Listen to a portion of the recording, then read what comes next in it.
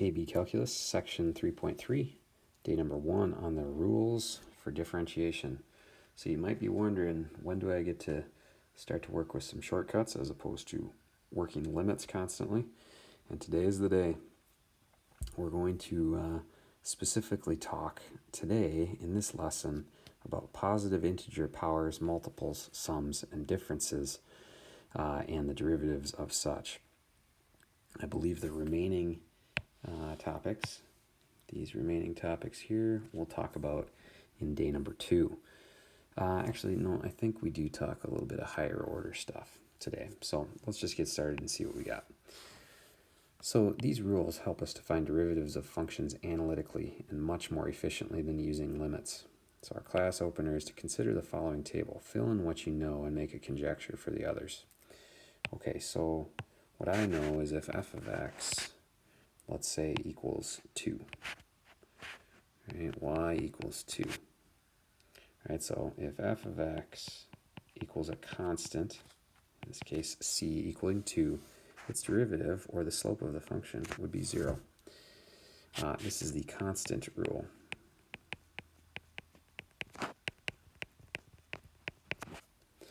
Okay, in the second part, the slope of a line, for example, let's take y equals 2x. What is the slope of that line everywhere? Well, its derivative would be 2, or its slope would be 2 everywhere. That's called the linear rule. So the slope of a linear function is always equivalent to its derivative, regardless of where you find it. Yourself finding the derivative. So if you're finding the slope at -1 on 2x, it would be 2. Or at 0 on 2x, it would be 2. The slope is always the derivative on a linear function. Okay, how about a quadratic? So we talked a little bit about, and we worked with the limits regarding y equals x squared. And we found y prime to equal 2x. So you can see that the derivative of x squared is 2x. Now likewise, the derivative of x cubed is 3x squared. The derivative of x to the fourth is 4x cubed. So the derivative of x to the fifth would be 5x to the fourth. Now we can generalize this rule. This is called the power rule. The derivative of x to the nth will be n times x to the n minus 1. That is called the power rule. Okay, and I don't really care about the names of all these rules. You could call it the quadratic, cubic, quartic, quintic if you'd like to. Okay, a nice rule for us to have is the sum and difference rule. The sum and difference rule, if I want to know h prime of x, I can separately take the derivatives of g and f individually and add or subtract them. That's called the sum or difference rule, depending on if it's the sum or difference of the two functions. And it looks like we are going to deal with e today. The derivative of e is the best function because it is itself. Okay, let's continue on using some of these new rules that we have. Okay, let's pound through some examples. If in number 1, f of x equals 3x to the fifth, then the derivative would equal 3 times 5 times x to the fourth, thus equaling 15 x to the fourth. All right, number 2, the derivative of negative 2x to the eighth minus 2/3 x to the negative ninth would be negative 2 times 8 x to the seventh minus 2/3 of negative 9 x to the negative 10th. Okay, let's simplify that slightly. That would be negative 16 x to the seventh. 2/3 of 9 is 6. The negatives reduce or cancel each other, so I have 6 over x to the 10th. Okay, number 3. First thing I'm going to do is, in order to use my power rule, I must FOIL. That will be 6x squared minus 21x plus 10x minus 35. So let me combine some like terms here. That's 6x squared minus, that should be an 11x minus a 35. Now, the derivative of each of these individually would be 12x minus 11, and the derivative of negative 35 would be 0. Okay, let's go ahead and do a very similar process in number 4. We're going to FOIL this expression. That'll be 25x squared minus 40x minus another 40x, which is negative 80x, plus 64. The derivative then ends up being 50x minus 80. Let's continue. Number 5. Oh gosh. Okay, so let's rewrite the function. Looks like I only have to distribute one term. That's good. That'd be negative 3x to the 12th plus 3x to the 5th minus 9x to the 6th. Let's take the derivative using the power rule. That will be negative 36x to the 11th plus 15x to the 4th minus 54x to the 5th. There's your derivative function. Okay, we've got the following function in a pretty nice form. So the derivative of x to the 4th is 4x cubed. The derivative of e to the x is itself, and be careful, the derivative of e times x is actually a linear function. Its derivative will be the slope of that linear function, which is e. So plus e. There's your derivative. Okay, in number 7, a little bit confusing. However, all we're going to do is do a simple reduction. This will be 3x to the 9th over x squared minus x squared over x squared plus 5x over x squared. All right, so I will have f of x is equal to 3x to the 7th minus 1. And I'm actually going to write the last term as plus 5x to the negative 1. That would be equivalent to 5 over x, but I want it in power rule form. So the derivative will be 21x to the 6th. Derivative of negative 1 is 0. And the derivative of 5x to the negative 1 is negative 5x to the negative 2, which is the same as over x squared. All right, there's a few examples using the power rule. Okay, let's talk a little bit about higher order derivatives.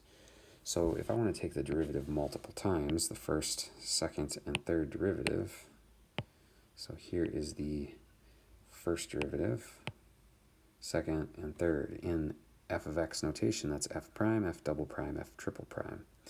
But in this Leibniz notation, this is called Leibniz notation, the first derivative is dy dx.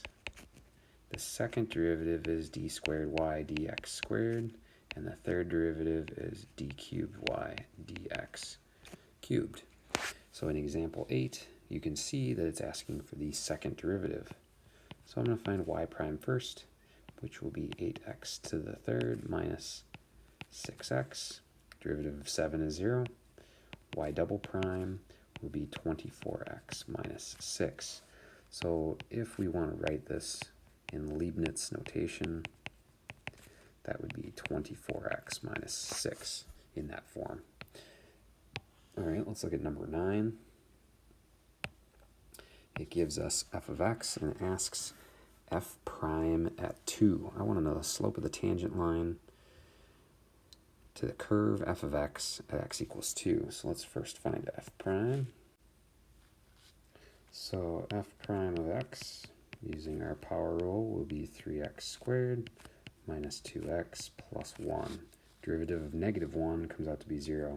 Therefore, f prime at 2, slope of the tangent line at x equals 2 will be 3 times 2 squared minus 2 times 2 plus 1. So the slope of the tangent line at x equals 2 will be 3 times 4, which is 12, minus 4 plus 1. That looks like it will be 9. Okay, let's continue. All right, example 10 is asking almost the exact same thing as example 9. Let's read it and I'll explain. Let f be the function given by the following. What is the instantaneous rate of change of f at x equals 3? That's longhand for find f prime at 3. Okay, so I'm going to find f prime at x. That'll be 3x squared minus 12x plus 8. I'm going to input at 3 to find the slope of the tangent line at x equals 3. That's 3 times 3 squared minus 12 times 3 plus an 8. So f prime at 3 will equal 27 minus 36 plus 8. Let me see if I can do any math. I believe that comes out to be -1. All right, let's look at example 11. Here's an AP problem. Notice that I have the graph here of f prime. The figure above shows the graph of f prime, the derivative of f. If f of 0 equals 0, which of the following could be the graph of f? Okay, so let's analyze this for a moment. If f prime is greater than 0, which I see in this green interval, both of those intervals, then that means f of x is increasing on those intervals. So we can say from 0 to 2 and from 3 to 4. Thus, f is decreasing on the interval from 2 to 3. All right, so let's see if we can at least eliminate anything here based on that. Also, actually, I'll do this. Looks like f prime equals 0 at 2 and 3. So this is a bit of an extension, but that means there's either a maximum or a minimum value since the slope changes at 2 and at 3. Okay, so let's look and see if we can isolate anything based on the increasing, decreasing thing. Okay, so it looks like if I want f of x to be increasing from 0 to 2, well, this is out, right? Because you can see that there are portions of 0 to 2 that are not increasing. So that's out. All right, it looks like the same thing here. F wouldn't be increasing from 1 to 2. It looks like this one would be out for the same reason. So I've got it down to, is it C or is it D?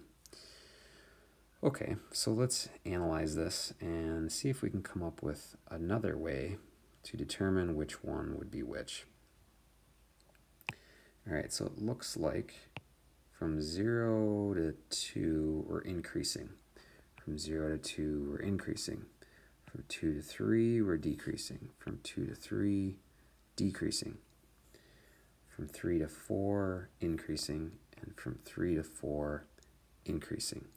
However, notice that at f prime at 4 is also 0. What that tells me is that if f prime at 4 is equal to 0, then the slope of f at x equals 4 is 0. So let's look at the slope of f at 4. It doesn't look like it's 0 there. It sure looks like it's 0 there. Therefore, this would be the graph of f of x that would match f prime above. All right, guys, that's understanding the relationship between the graph of f and f prime. Shortcuts are coming, and they're going to be good. So we'll see you in the next video. Enjoy your day.